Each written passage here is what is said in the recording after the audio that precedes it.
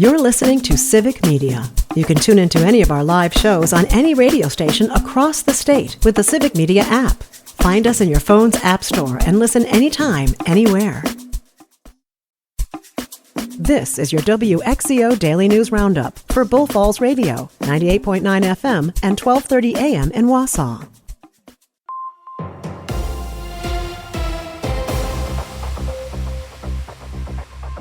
For WXCO News, I'm Brittany Merlot.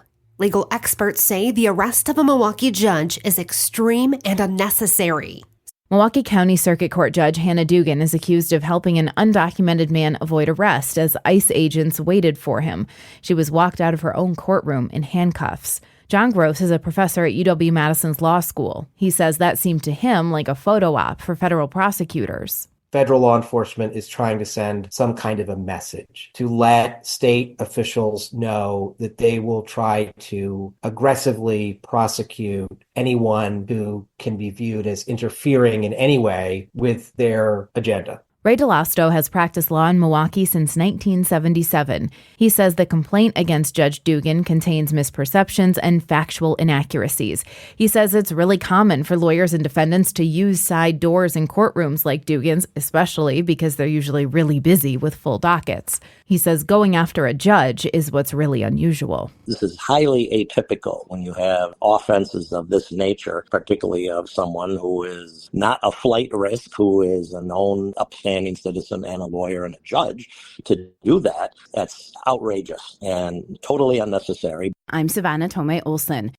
And Democratic state lawmakers have introduced legislation aimed at reducing the influence of big money in political campaigns. The bill was introduced to the Assembly earlier this month and would expand election bribery laws in Wisconsin to include paying potential voters to sign petitions during an election period. The legislation comes after Elon Musk's millions of dollars of investment in the Wisconsin Supreme Court race, which included offering $100 to residents who signed his petition against what he called activist judges. State Superintendent Dr. Jill Underly has called on the U.S. Department of Education to reinstate vital funding that supports Wisconsin students experiencing homelessness. Joanne Krulotz tells us more.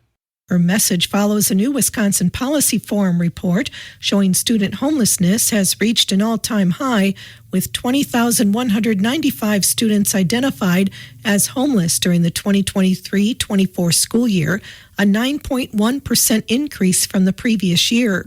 The surge in student homelessness comes as Wisconsin faces a loss of approximately $500,000 in federal funding used to provide essential support services to students experiencing homelessness. In March, USDE Secretary Linda McMahon informed states that the USDE was revoking previously approved extensions for pandemic-era funding, including an extension that Wisconsin had to provide statewide support to students experiencing homelessness.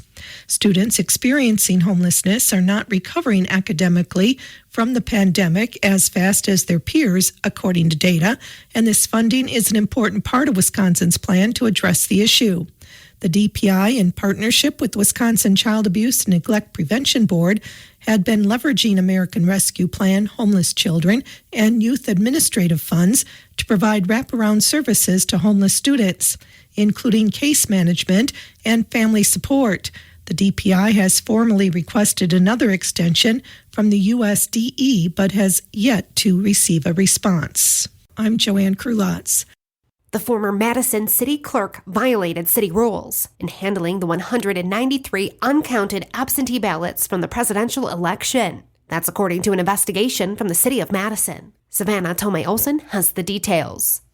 I got the 14-page document with the investigation's findings. Essentially, it concludes that the missed absentee ballots were an innocent error that could have been prevented with more training. Instead, this focuses more on what happened after those ballots were found. Former City Clerk Mary Beth Witzel-Bell didn't notify anyone until about a month after the first batch of ballots showed up. The investigators concluded she had significant violations of city rules and breached her contract, signaling that if she didn't resign earlier this month, she may have been removed from her post permanently. The report says no other staff of the clerk's office violated these rules. Any of their errors were, quote, due to failures in leadership, process, and direction, end quote. The Wisconsin Elections Commission is still investigating the uncounted ballots. They have the power to find the former clerk acted improperly or even illegally. For Civic Media News, I'm Savannah Tomei Olson.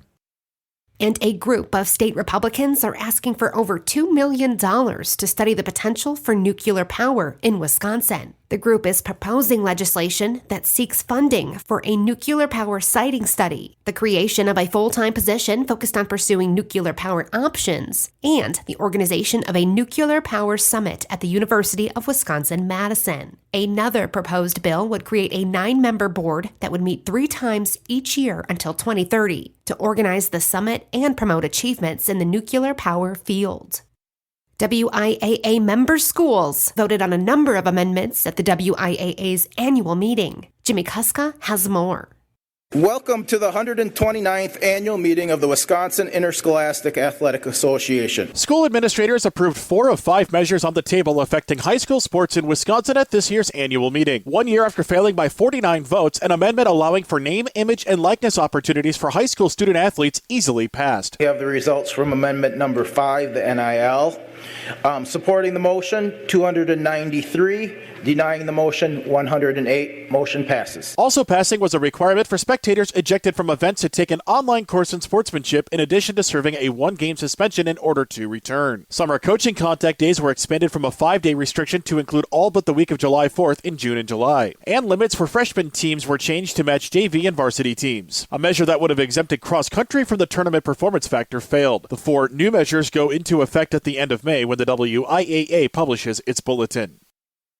And Wisconsin Governor Tony Evers says he and state Republicans are making progress on potential tax cuts in the upcoming biennial budget discussions. Evers has repeatedly told Republican lawmakers that he would not support passing a tax bill separately from the state budget. And Republicans say they're willing to consider including changes to the tax code in those budget discussions. And Wisconsin Congressman Tom Tiffany says he plans to reintroduce his bill to make the Apostle Islands a national park. He wants to make it happen this season, and the bill was originally proposed last summer. Now, if this is eventually signed into law, the Apostle Islands would become the first national park in the state of Wisconsin. I'm Brittany Merlot for WXCO. The Brewers win again. Hi, I'm Mike Clemens with sports. Baseball, the Brewers with a 6-4 victory over the White Sox in Chicago last night. But an injury, Isaac Collins, filling in for Bryce Terang at second base, beamed by a 95-mile-an-hour fastball, hitting his right elbow in the second inning. Eventually, he was pulled from the game. Manager Pat Murphy. Yeah, it's a contusion. The x-rays were negative. He's going to be sore. His first game at second base in a while. So that's forced because of Terang's illness. So will Terang be back tomorrow? You just never can tell. NBA, the Bucks season over. Head coach Doc Rivers asked why does he believe Giannis Antetokounmpo had an MVP type of season. What I'm most proud of is he has turned into a leader. Last year, he wasn't a very vocal guy. Everyone told me he was not a vocal guy. We leaned on him to do that. I couldn't be more proud of a player. Getting outside of your box is very difficult to do, and Giannis did that for me. That's the Bucks' Doc Rivers with Sports. I'm Mike Clemens.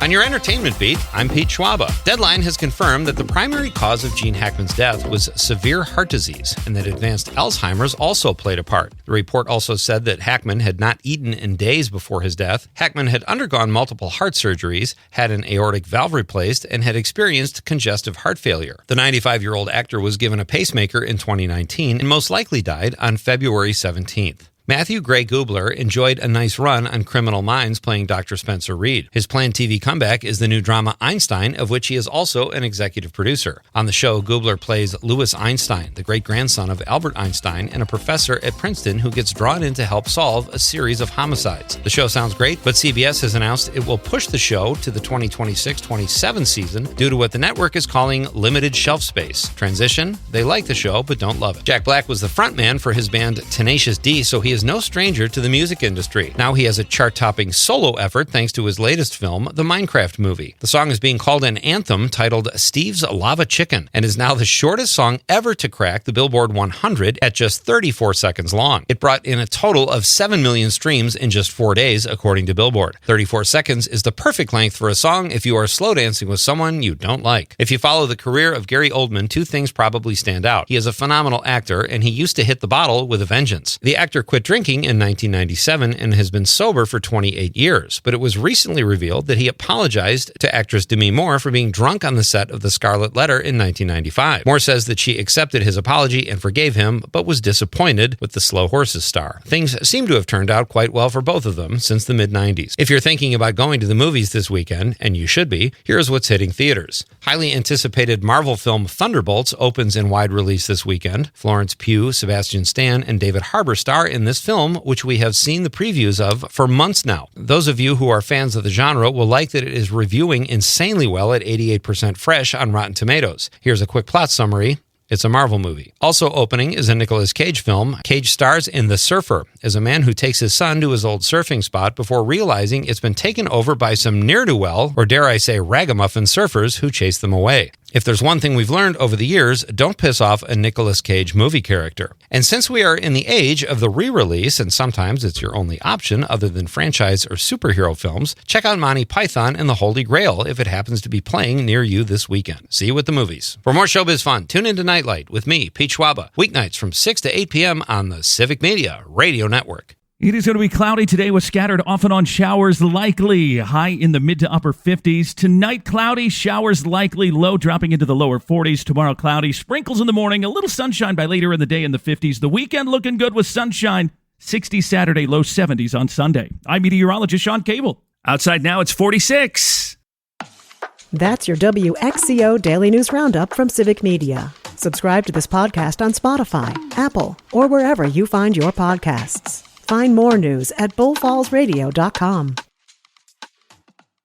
The national news cycle never stops, but it can be hard to find news about your local community. Civic Media is dedicated to providing quality local and state news coverage across Wisconsin. With the Civic Media app, you can get notifications about local stories that matter to you and your community. Find the free Civic Media app in your phone's app store and choose notifications from the menu to tell us what kind of news you want to hear about.